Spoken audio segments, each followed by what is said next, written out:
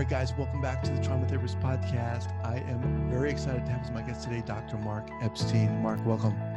Hey, thank you. Nice to be here. All right. So Dr. Epstein is a psychiatrist in private practice in New York City and the author of a number of books about the interface of Buddhism and psychotherapy, including Thoughts Without a Thinker, Going to Pieces Without Falling Apart, The Trauma of Everyday Life, and his latest work, Advice Not Given, A Guide to Getting Over Yourself. He received his undergraduate and medical degrees from Harvard University. Mark, again, it's a pleasure to have you on here. As I said, before we started recording, you've been someone who I've wanted to get on here for a long time, specifically because I feel the work you do epitomizes what I hope this podcast is about, bringing together a variety of fields, but in particular, Eastern thought, Buddhism in particular, and trauma. But before we get going here, first, share with the listeners where you're from and where you're calling from. Sure. Well, I'm a psychiatrist. I mostly do psychotherapy in New York City, Lower Manhattan. Right now, I'm in Woodstock, New York, where we sometimes spend time. I've written a bunch of books, as you mentioned. All those books I've written one day a week, because mostly I see patients. So when I'm in Woodstock, that's my writing time. So one day, what is that, like a zillion pages during that one day, or? No, it's like one page or 2 pages over 2 years makes one book. Okay. Like that. Yeah. So I have to say the trauma of everyday life, this whole idea, just something about it just calls to me, makes a lot of sense. I want to kind of get to that, but would you do us a favor and kind of, how did you get to this point? Yeah, sure. I had the kind of unusual circumstances, and I would say lucky circumstances, of being exposed to Buddhist psychology, learning about Buddhist philosophy, learning to meditate, all in my early 20s, before I knew I was going to be a therapist, and before I knew really very much about anything else. Somehow I was drawn to the Buddhist thing, and I got as deep into it as someone in their early 20s is able to do. I met a number of American Buddhist teachers, Jack Kornfield and Joseph Goldstein among them, names that would be familiar to people if they're at all interested in the field. I became friends with them. I studied with them. I did retreats with them. I traveled in Asia with them. And then after a sufficient amount of time, I decided I would give in to all the demands of my family and go to medical school, take the pre-med courses that I hadn't taken in college, and apply to medical school with the idea of actually becoming a psychiatrist, because that appealed to me as a kind of work that wasn't really work, but that I thought I might be good at, because I like talking with people. I'm interested in people. I'm curious about people, and so on. So I did all that and trained as a psychiatrist. But my pre-existing interest in Buddhism served as a kind of lens or filter for me. So as I learned about Western psychology and psychoanalytic theory and psychodynamics and trauma and everything, I was always looking at it through the perspective of Buddhist thought. And I started writing, trying to figure out what I understood and what I didn't understand. Whether the concepts of ego and egolessness and emptiness and attachment and desire that were common to both fields were the same, was the ego in Buddhism the same as the ego in psychology or not? I didn't really know. I knew I needed an ego, but was I supposed to get rid of it also? Those kinds of questions were preoccupying me.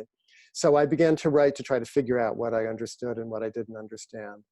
And that led me into writing all of those books that you mentioned. And at the same time, I'm a therapist, and I see people, from various walks of life, a lot of creative people. I'm married to an artist, so the people who found me at the beginning tended to be in the creative fields. And I've been trying to figure out how to blend what I have understood or hope I've understood from the Buddhist world with what I've understood or hope I've understood from the psychotherapy world. So that's where I am. Okay, thank you for sharing that. One of the things that uh, kind of struck me in the book, specifically the trauma of everyday life, was, I mean, trauma is, and obviously I'll let you kind of explore Yeah, this no, you more, can say but it. Trauma is ubiquitous.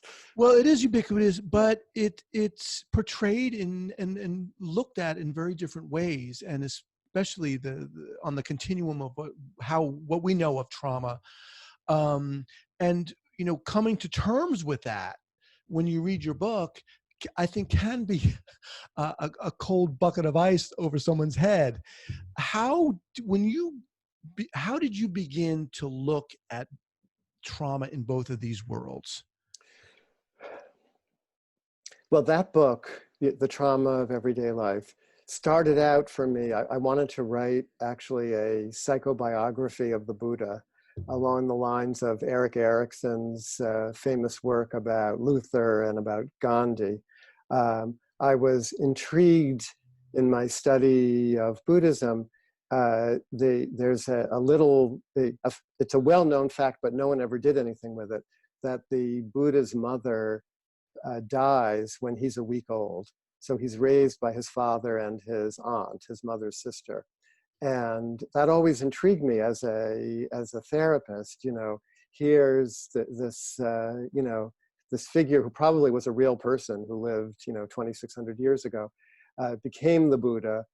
His mother dies when he's a week old. Why is that in the story? Mm-hmm. In the traditional accounts, what's said is that because the Buddha, when he was 29 years old, was going to renounce his background and leave home, that would be too much for his mother to bear. So to spare her broken heart, they take her out when the Buddha's just a baby, so that she can watch over him from the heaven realms. But that seemed plausible, but not enough of an explanation for my psychotherapy mind.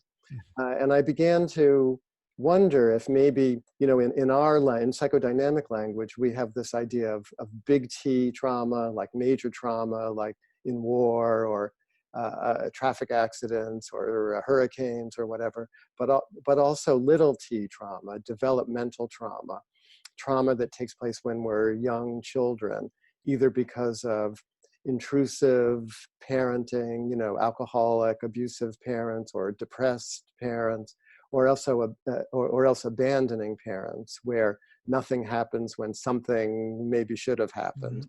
So I thought, maybe this, the Buddha's mother dying when he's a week old could be like a stand-in for what we call developmental trauma.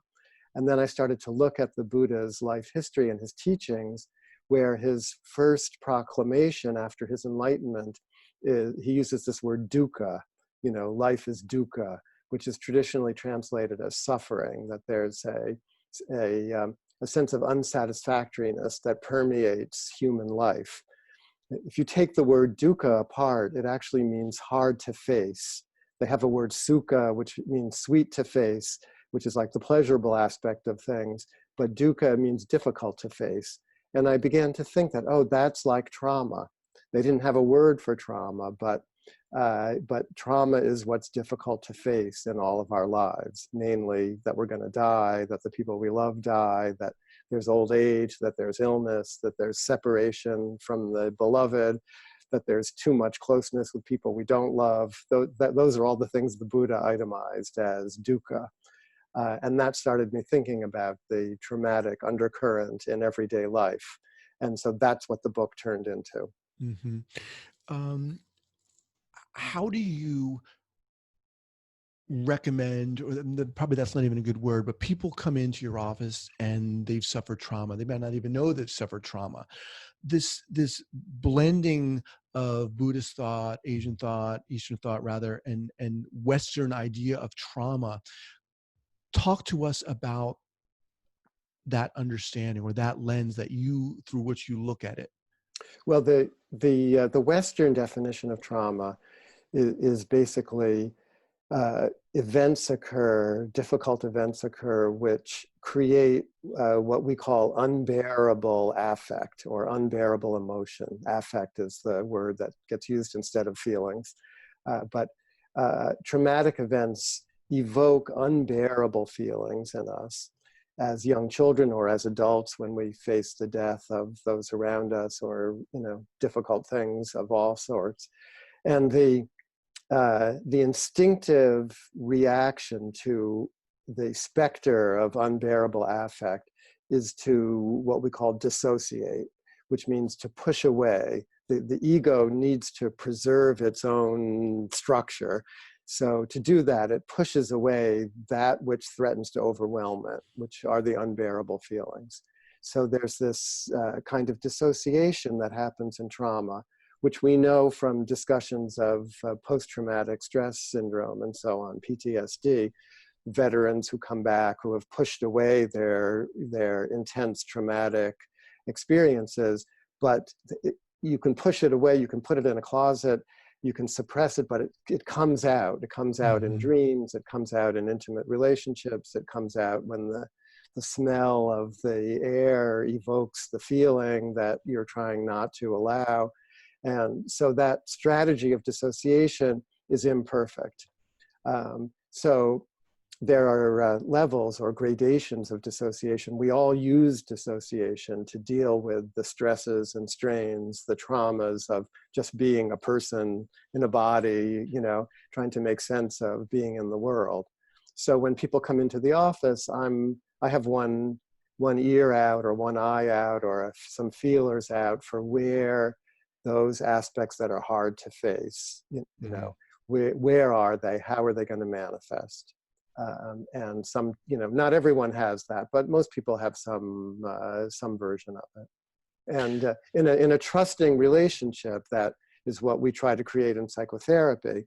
And I think that's analogous to what we try to do in meditation. We try to create a trusting inner relationship in meditation.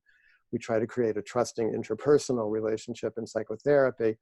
When that relationship is created, a relational home, we call it, then those feelings naturally present themselves. So there's a kind of impulse towards healing, towards wholeness that we all have. And when it's safe enough, people will start to reveal what's actually going on inside of them. So when that relationship is created, you said these feelings will naturally kind of evince themselves. They'll show themselves one way or another. Maybe not literally, but that's where dreams, in the traditional Freudian or Jungian sense, are important. Sometimes they'll manifest in the way that people actually relate to you as a therapist, or the way they relate to their own minds. People may act out the feelings rather than actually be able to say, oh, this was so upsetting to me. But one way or another, the feelings start to show themselves. And a skilled therapist or a skilled meditator can be sensitive to those feelings and make sense out of them. In the West, we tend to very much kind of qualify these traumas in a sense. I mean, trauma is bad. Trauma is something that's, quote unquote, bad that's happened to us. In a Buddhist perspective, in an Eastern religious or psychological perspective, talk to us about that different perspective. Is it a different perspective? Well, that's why I said at the beginning, trauma is ubiquitous. We have this idea of post-traumatic stress, and I like to say that if we're not suffering from post-traumatic stress, we're suffering from pre-traumatic stress, because it's going to happen to all of us. Great. one way or another. I really learned about trauma. I didn't have any special training in it. I was just doing therapy with whoever came into the office. But a patient of mine found me. A new patient found me after losing her entire family in the 2004 tsunami. She was in Asia vacationing with her husband and her 2 young children and her parents at an eco resort, a nature resort on an island. And the tsunami came and swept them all up in the waters, and everyone died but her. She survived by holding onto a tree branch, as she got washed up by the waves. And somehow she met the daughter of someone I had treated after the World Trade Center, who said, oh, you should maybe come and see this person, maybe he could help you. And she ended up in my office in Lower Manhattan. And I didn't know how to help other than sitting across from me. She had 2 children, and my wife and I have 2 children, and so I know what it is to have 2 children. And in the office, it didn't make that much difference if they were alive or dead. I still wanted to know about her children, so I started to ask her questions about her children, and that was the beginning, because even she hadn't been able to go back to her house in England. She hadn't been able to look at any of the photographs. Just getting her to talk about her children was the beginning of allowing the unbearable feelings of loss to mix with her pre-existing feelings of love. And over many years, I learned so much from her about we tend to see people like her as suffering from a kind of singularity, like, oh, there's no way I could understand what you're going through, that's what people would always say, but it's not hard to understand. Even that kind of trauma, we all are going to face the death of the people we're closest to. Either we die or they die, Mm-hmm. So it's actually a extremely common experience. She just had it all compressed into one moment. And in terms of walking through that, or the healing process, what did that look like? I mean, we can talk about that person if that's okay, or talk more generally. But sure, it looks the same in anytime there's anytime there's any kind of what we call healing. It has to do with it not following some kind of prescribed path. Like the ideas that we have coming out of Elizabeth Kubler-Ross's work about death, that there's a progression of stages: first denial, and then anger, and then bargaining, and then acceptance. And so people are like looking at themselves like, oh, I should be at acceptance now at a year or 2 years or whatever. And my experience is that it doesn't, that's a nice schema. And then there's schemas like that in the meditation world for how you're supposed to get enlightened. First you experience impermanence, and then you experience suffering, and then you're released. It doesn't, the paths, the maps don't do justice to what the actual experience is.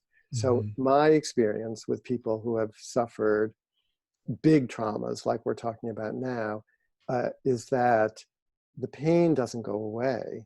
The intensity of the loss doesn't go away, but the feelings of love, which in the initial shock, people feel like they have to push down because it's too scary to still be vulnerable in that way. Those feelings start to come back. So in terms of acceptance, the acceptance is of the entire mix of intense emotion that is part of the experience of love and loss, part of the experience of being human. And it's analogous to people who come to terms in some kind of way with the pain of their childhood, that they're able to incorporate those difficulties into who they have become without raging in some kind of violent way against the injustice that was done to them. They're able to use the traumas of daily life as portals or windows into something greater about themselves, what we call in Buddhism their true nature. Is that a different way of looking at the healing process than, generally speaking, in the Western world, where we do try to push it down? And well, I think in the Western world we're mostly trying to get people better as therapists, and the general mindset is to, what does resilience mean? It means to keep going. It means, if you've lost your husband or your wife, like, what, okay, when are you going to find your next one, kind of Hmm. thing.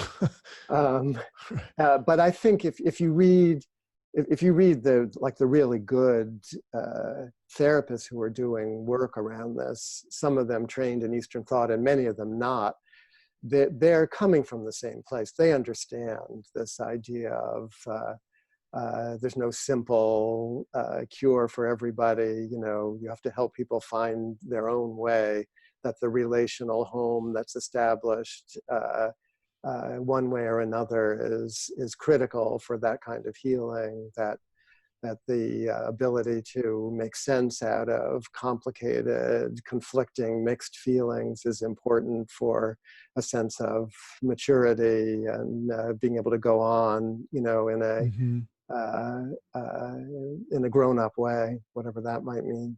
I think you see these elements even without the Eastern influence. So you mentioned this idea of helping. How do you define that in a sense? I mean, you're walking into your office in lower Manhattan, you're sitting there. How are you defining helping? And that look different for each patient that walks in too. Yeah, well, it's definitely different for each patient that walks in, but in terms of what I'm trying to do, it's pretty much the same.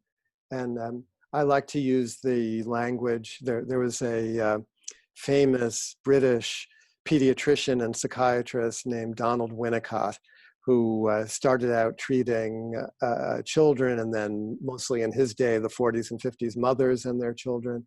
And he originated the phrase, the good enough mother, you know, one who's not too intrusive or too abandoning. We would say the good enough parent now. But when Winnicott talked about what that meant, he was using parenting as a way of talking about therapy also. What is a therapist doing? And he talked about the holding environment, you know, that what a mother does for a baby is hold the baby in a way that's sensitive to what the baby is going through. So by holding, he's talking about a physical holding, but also an emotional or a mental holding, that a parent instinctively is sensitive to the emotions, the feelings of the infant, even while the infant for the first 3 years or so doesn't have the cognitive or the mental capacity to say to themselves, to understand what they're feeling. They're completely dependent on the parent to, in a kind of mirroring way, you know, to make it okay what they're feeling. You know, they're hungry and they're screaming, and the parent is able to say, you know, it's okay, it's going to be okay. That kind of, they communicate that. So the holding environment of the therapy office is very important. So I'm trying to put myself into that place, which I also have learned from meditation, where I'm not being the aloof, blank screen, you know, 1950s psychoanalyst. I'm there with the person. We sit face to face. You know, they're not lying on a couch or anything. I'm there, but I'm present, but I'm hopefully not intruding too much with my own agenda, either trying to get them better or trying to talk about my own experience. You know, I'm there. Winnicott used to talk about being used, that being used as a parent or as a therapist was the most fulfilling kind of thing. You know, we want to be used properly. So I'm trying to make myself available to be used in whatever way will be helpful for that particular person at that particular moment. And that requires a kind of improvisational dance, which I find very satisfying. You know, we have a lot of people who are listening to this who are therapists of various kinds and with various levels of experience. But for those newer clinicians, maybe they're just starting out, or maybe they're even in school, talk a little bit, Mark, about how this is a big question here, but what the arc of your presence was like from when you first started out and to now. I mean, I would imagine that might have been looked very different. It's hard for me to say. To me, it looks totally the same. Um, I remember when I was first, I was trained coming out of medical school. So in medical school, you do 2 months of surgery and 3 months of medicine and a month of dermatology, a month of psychiatry, and the training is all the same. In most of the fields, you watch the doctors do whatever they do a procedure, and you learn how to do it, and then they let you do it, for the first time. In psychiatry and psychotherapy, there aren't any procedures. So in my first rotations as a therapist, at some point they just hand you a patient, and you go into the room, and it's just you and the patient, and you're the therapist. Even if you're in medical school or an intern or a resident, a fellow, whatever it is. So and they don't really give you any training in how to be a therapist. If you're coming up as a psychologist or a social worker, or if you go to a psychoanalytic institute, you might get more actual kind of at least theoretical training. As a medical doctor, you get hardly any, a little bit, but hardly any. So that no one was there watching me with my patients. And I didn't really know what to do. I had two things to draw on. One, my meditation experience, which was already very well established. So I knew how to be in relationship to my own mind. And I figured, oh, well, if I can pay attention to this person's mind the way I've learned to pay attention to my mind, maybe that will be quote unquote therapeutic. Mm-hmm. And I had been in therapy already, so I did have the experience of being the patient. And I had been in therapy with a Gestalt therapist who was very present with me. Gestalt therapy uses the intricacies of the present moment to try to look at what's the person avoiding, or how is the person avoiding being present with me, the therapist. So I had those two things to draw on, and I basically had to learn how to deploy those techniques, and I'm still learning how to, it's the same process. So I was always more comfortable as the therapist than I was as a person in the real world. So when you first started out, Mark, mm-hmm. why did you want to get into therapy, or why did you want to become a therapist? Why did I want to become a therapist? As I think I mentioned at the beginning, it seemed like work that wasn't really work. So I was looking for something I could do, Right. I wasn't going to be good at surgery or at making things, whatever talents I might have had lay in the interpersonal. And in terms of your idea of helping, I want to get into this field. Yeah. What was that? I mean, I guess I'm curious about how that might be different from now, because a lot of times people get into the field because they want to help, they want to fix, right? They want to. I think it was a little different for me. I grew up in an academic family, and my father was a professor of medicine. He was first at Yale, and then he was at Harvard. His whole life, he loved being a doctor and a researcher. I had a lot of pressure, subtle but real pressure from him to follow in his footsteps. He was a kidney doctor. He would always draw like pictures of the kidney for me, and my mom, I would dissociate. That was trauma for me. I could never understand the kidney, but so when I found Buddhism and meditation, it was like, oh, this is mine, and something in me really relaxed. And that let me then, instead of resenting my father's input, it softened me around that. And I realized, oh, this is sort of what I have been bred to do, I knew how, I wasn't intimidated by professors of medicine at Harvard Medical School. I knew, and somehow I was good at the math and the chemistry and whatnot. And I knew I could get in. I knew how to play that game. I think becoming a psychiatrist was as far away as I could get, while still being within the field. And that worked for me. That was, I don't know without that pressure and help from my father, I probably would have gone, in some other, maybe I would have been an academic Buddhist Hmm. professor or something. When I first got to medical school, I thought, this is horrible. You just have to memorize all this endless material and regurgitate it. And I started having trouble sleeping, and I tried to drop out. I went to the Simmons School of Social Work and talked to the admissions people there and said, I just want to be a therapist. I'm interested in Buddhism. I want to try to bring Buddhism into the world of therapy. I don't need this. I don't want to go this whole medical route. And they looked at me like I was crazy, like you're going to drop out of Harvard Medical School to come to our social work school.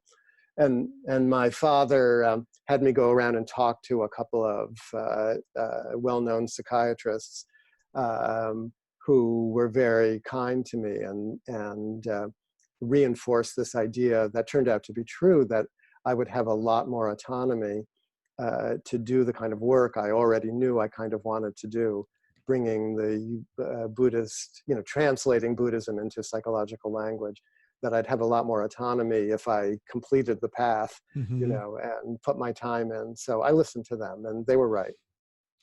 I just want to remind everyone that I'm speaking with Dr. Mark Epstein. His website is markepsteinmd.com. I'll have everything linked up here at the show notes page, traumatherapistpodcast.com.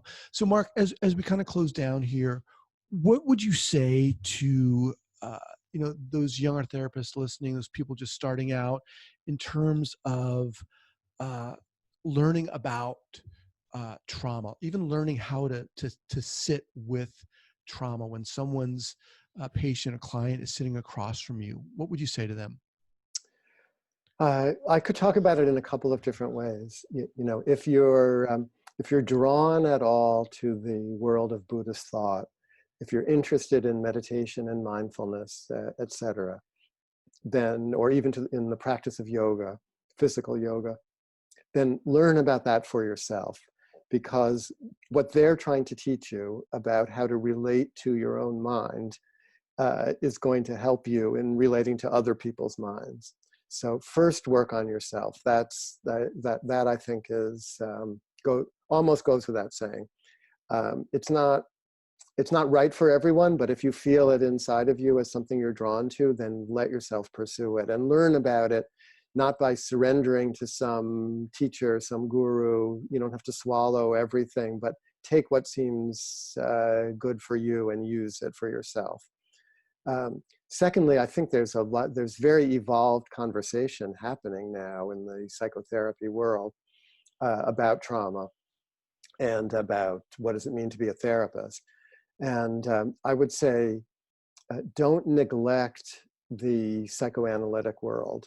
I'm not a psychoanalyst, but I've learned so much from the world of psychoanalysis. And there's a real tendency now that mindfulness has come in, and dialectical behavioral therapy and cognitive therapy, are really on the upswing. And people got disillusioned with psychoanalysis, and it's often not even taught anymore. Mm-hmm. But I would say there's so much to be learned, so much that people understood about the complexities of the therapist-client relationship. That's so helpful. And, there's a psychoanalyst named Robert Stolorow, Stolorow, who has a beautiful little book about trauma that I reference in my trauma book. Trauma and human something it's called. It's a tiny little book. It's excellent. There's a compilation of Winnicott's writings for lay people, talks he gave to like breastfeeding leagues and radio talks, called Babies and Their Mothers by Winnicott, that I look at all the time. There's a little biography of Winnicott by Adam Phillips. Adam Phillips is a wonderful writer. His most famous book is On Kissing, Tickling, and Being Bored. But he has a little biography of Winnicott that was the first thing I ever read about Winnicott. There's a book by Michael Eigen, E-I-G-E-N, called The Psychoanalytic Mystic, which a lot of people don't know about, but is a beautiful description of what it means to try to use these ideas in psychotherapy, drawing on Lacan and Winnicott and Bion. So those are some places that people could start. Awesome. I'll have those linked up. Mark, it was an honor having you on here. I'm thrilled, and I'm really excited to get this out to my audience. I want to thank you so much for joining me today. Pleasure. All right, take care. Thanks. Bye.